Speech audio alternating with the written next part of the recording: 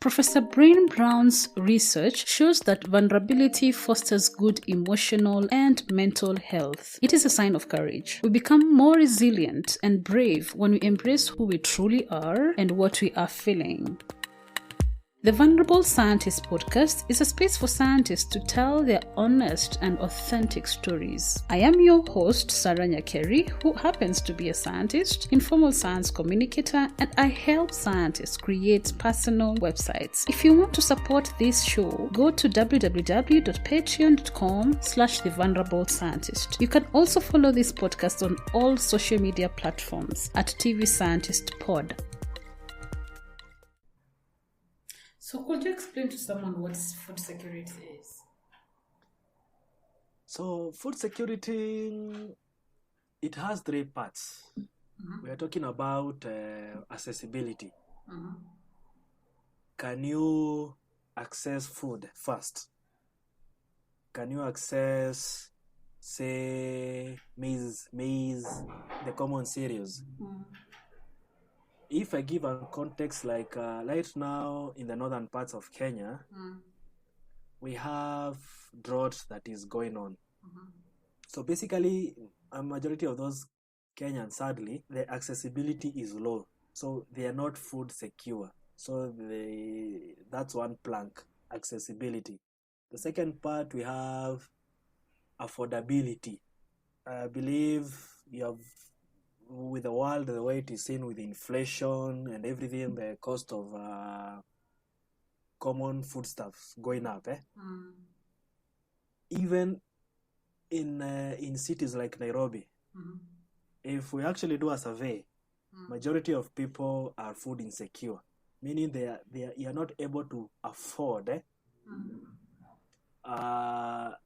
what you are supposed to feed to guarantee you good health. So that's, you have accessibility, affordability, and also should be nutritious food. So it's like a Venn diagram. They have to come together, so that if you look at the context of the world, you can picture how those dynamics affect one segment of population and the other segment of the population vis-a-vis, is it accessible, the current state, climate change. It's a whole ecosystem. Wow. So what happened after this conference that you attended? After the conference, it's the one that actually, until then, maybe 2 months into postgraduate studies, it's the conference. It's that one of those things that actually shows you there is more than actually going to class, handing assignments, handing in papers, term papers.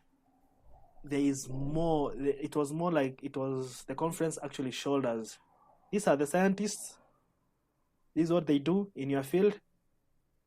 So if you're doing an MSc, can you look at these guys and see what they are doing, and where they have been where you are. So it was that at that moment that I thought to myself, oh yeah, that was my aha moment.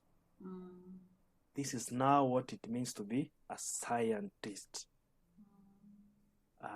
So it was. Then when you interact with the guys, one thing about conferences is when you talk to several people, and then you hear their stories, what they are doing, where they are from. You learn a lot, and then you are encouraged and know that it's one world. Different people working towards almost similar solutions, but in different fields. Okay. All right. So, what exactly did you do for your master's project? In brief terms. For my thesis, I was tasked with the value addition of sorghum. What is the value addition? Value addition is what you do, processing activities that you do to a foodstuff or I mean, not a foodstuff, raw material to make it more valuable. Okay, so for example, in sorghum, what value were you adding? So we were tasked to come up with new products.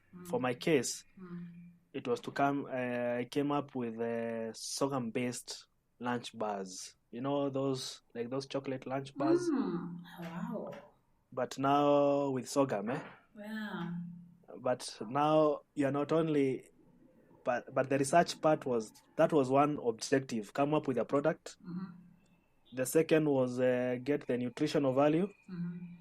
The what do you call this? The phenolics. I'm trying to think. The physical-chemical properties, basically, of the raw material. Compare them with the finished product, and then also the shelf life. So come up with a whole body of work around it. And the main end goal, the overall goal, was to showcase sorghum. It's not just for ugali and uji, but it is much more valuable in other industrial setups, food processing setups. Okay. So it was more about marketing sorghum. It can make other products. Other products, build a body out of that. So that was basically my project. I honestly don't know what sorghum is. What's the difference between sorghum and millet? What is... I know millet is the brown... I don't know the brown, small, tiny things. Yeah. But I've never seen sorghum. Wow. Now that's... Wow. Now that's exactly why we did the project for such. Sorghum in Kiswahili is mtama. Mtama. Yeah, I also know that, but I don't know what it is. Let me try to paint a picture. Let me Google that. Let me try to paint a picture. They are more reddish, more bigger. Oh, yeah. Yeah, exactly. I've seen them. Yeah. Imagine, just tell you, I was watching something just the other day. I watched this, I tend to watch vlogs, and I like more authentic vlogs. So there's this lady I watch, she's called Joy, and her husband is called King, if I'm not sure. I don't know, they just call themselves Joy and King something. I'm not someone who follows people so closely, but once in a while I like watching what's going on. So she was talking about uji. She had made this githeri. I can't say githeri. She'd made this githeri for her husband, where you mix the corn and why am I saying corn? You mix the maize and the beans. Then you make a nice thing out of it. Then you have uji on the side. Like, that combination is the best combination that you can ever have, like, in this life. True.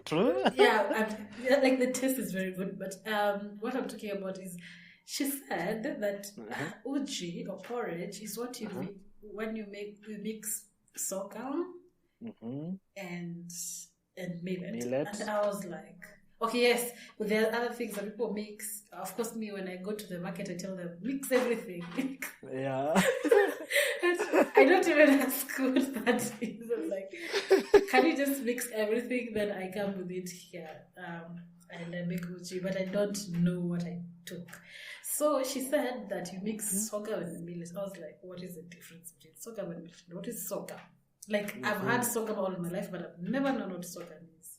Anyway. Wow. That's just confessing how ignorant I am. The good thing is, finally you're talking to someone in food science. And who's done a project in that.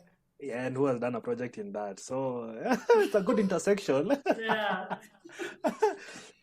And actually, going back to what is exactly food science. Now, basically, educating because there's an aspect of human nutrition. You have mentioned something there that you go to the market and things are mixed and you don't know what exactly has been mixed. But you know, in my head, I'm like, I need all the nutrition. yeah, but you have no idea what exactly you need. How's mixed, yeah. Yeah, and that's one thing that it's funny. We went some surveys last year to assess the food security situation in the what do you call this, in the slums areas of Nairobi. Try to see how there have been a COVID and everything has affected them. And you know, one thing that comes out, people are very food insecure. They actually have no idea. They have an inkling of what exactly makes good food. But they have, when you tell them this is actually good for your bones, this is actually good for this, because most people tend to think good nutrition means you have to spend a lot of money. And it should be in that way. It should be that way. Basically, it's everything that if you get outside there to your local kibanda,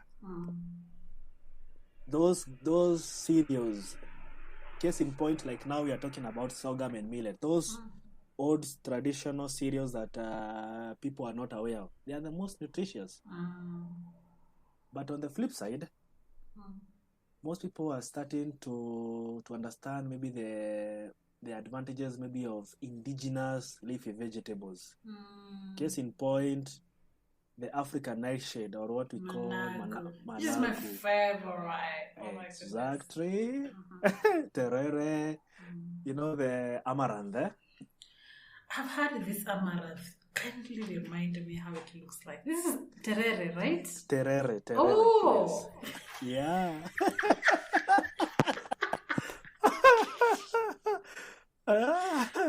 So good. No, you are learning. We are all learning. Oh, I love terere, especially mixed with milk.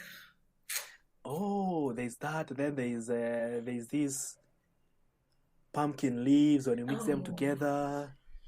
And they're nicely. By the way, I've never understood. I've tried. I've always been curious. What is the chlorophyll that is in pumpkin leaves that when you cook, they don't get oxidated? Like they still remain green. I don't know if you know. I'm just curious. I don't have an answer per se, but for most green leaf vegetables, once they're exposed to heat and there's that breakdown, but the level of breakdown obviously will depend between vegetable to vegetable. So the chemistry of each leaf is different. It's different. I'm curious to know what is in pumpkin. I'm sure someone must have been curious. I don't know if anyone has been curious enough to even research about it.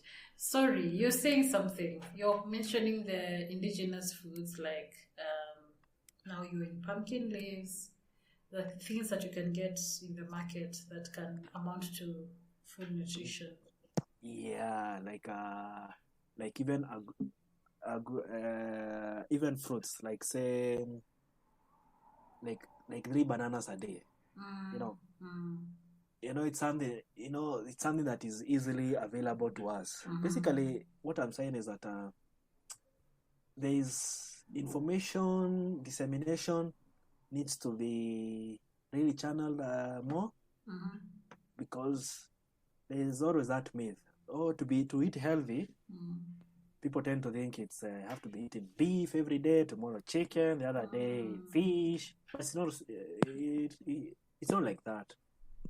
Have you realized that in the Kenyan space or in the African space at large, we don't have online media or websites or anything that talks about, especially in preparation of food, and how you can use the most available stuff to get the best nutrition. You always think about this expensive, because those are the things that are online, and they're the ones that are outlined there because they are available to the people who are writing about it, and they're in a different location.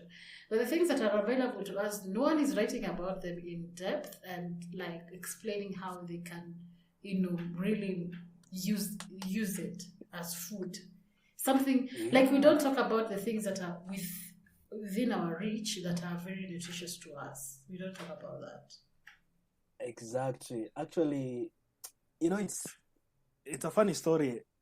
These things they're actually stuck in research institutions and the universities. There is no outlet. They are just filling up the shelves. Someone comes and do their masters or their PhD. Then after that, when they got their masters or PhD, their faces in the library, maybe if they wrote a paper, it's in some journal somewhere, and no one talks about it. It's done. Do you know? I was looking for information. There's a time I was crazy about trying to figure out. I was very broke.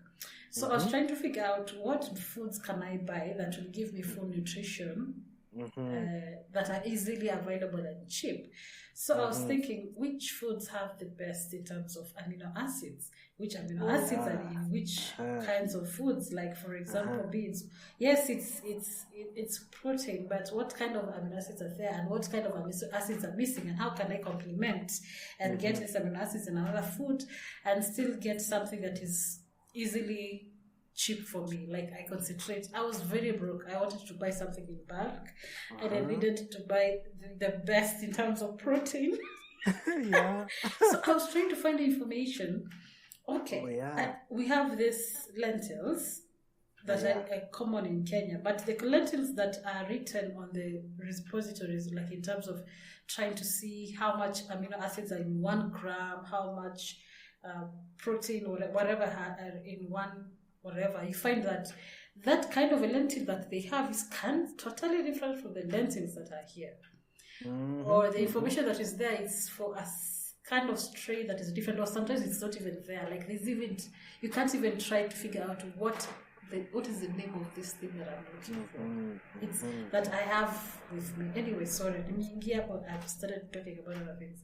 No, it's good. Actually, I'm learning. There's something I'm getting from you that is very interesting. Maybe it's something I think I should consider doing. There's no, you were saying something like there's no outlet of what we have found out. Yeah, and you know what? This is why I loved about your podcast, by the way. There was this time I was also looking at, when I was going through the library looking for, now what should I listen to that is interesting to me? Until now, when I started listening, one thing about the Vulnerable podcast is that it gives opportunity. It's a scientist talking about their work and experiences and whatnot. But now, when I circle back to what exactly your concerns, and it's not you only. I've had several people, a lot. I think there is a need to create a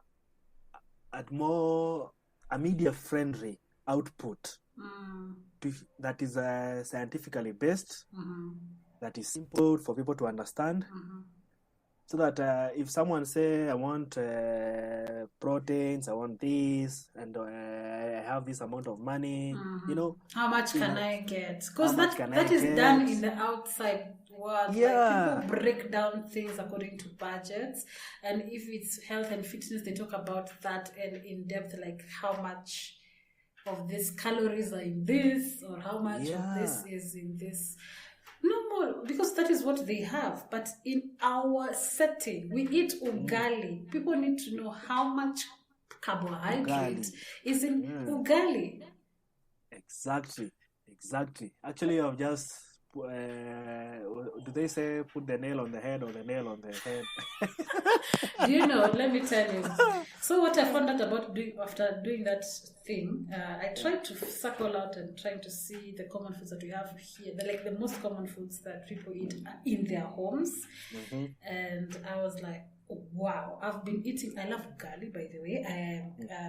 One of my parents come from Kisii, and I really love ugali. And I was like, ugali, if you don't, like, there's that misconception that if you're not eating ugali, then you're not eating.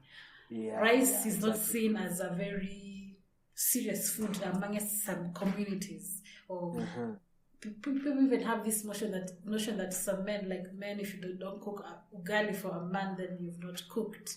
Like this thing that is going on around. But the truth is, it's not like ugali has more carbohydrates than, like, in terms of strength, it has more carbohydrates than rice. I was surprised. And also nutritionally also. Yes, I was really surprised. I was like, what? Imagine.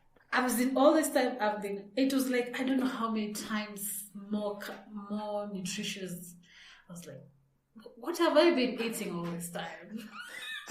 And I started being open, and I remember that time, that's when our family started being open to cooking rice at night. Or because yes, as much as rice is not like respected, the way we've been brought up, like supper is the most important part of the day, which it is actually not. Then you eat the most serious food when you're about to sleep. You overpack. Yeah, or you overpack. But that's how people do it. So the most serious thing that people think about is ugali. Now, all our life we've been eating ugali. Then I realized later, like, ugali is actually less. It's just that it has slower digestion than rice. Then you're thinking that it has actually made you become full, but it's just that it's more bulky. So we started eating rice. We started making rice at night. That had changed. I don't know what the correctness of what I'm saying, because I'm trained to a food scientist. Do you want to comment on that? Actually, yeah. I get it's actually a major thing that is happening now. But now, in the context of at this very moment, there's a very good discussion going on of alternative. What is the alternative to ugali? What is the alternative to rice? Why can't I take something else? And there's a lot of interest now in cassava. It's coming up. Yeah. What's the ugali from cassava? Oh, I took that in Rwanda. It was amazing. That's amazing. There's also the comeback of sorghum ugali and millet ugali. It's coming back. Okay. I'm aware of millet ugali. I'm not aware of sorghum ugali. That sorghum thing really confuses me. It actually confuses not you a lot. And it's actually, I'm telling you, like just a small piece of sorghum ugali. I don't think you need for the next 12 hours. It's like cement. Seriously, I need that to lose weight then. Oh, it's that heavy. Actually, the fiber content in sorghum is so heavy that I don't think you'd eat very frequently. Wow, I want that sorghum. I think you can. I think you will preach to me anything right now, because you've really studied the sorghum by now, and you've really compared it to other cereals. Yes. Yeah. So basically, I have an inkling on it's this branch is called cereal chemistry. So it's a lot of good things that can be done out of the traditional. Here we are talking about the traditional cereals, not maize, not rice. Traditional African cereals. Yeah. There's a lot of good things, and there's some few things I'm working on. Hopefully, when they are ready, they can bring them to the public. Okay. On traditional cereals. Okay. Because there's good information that needs the community. All right.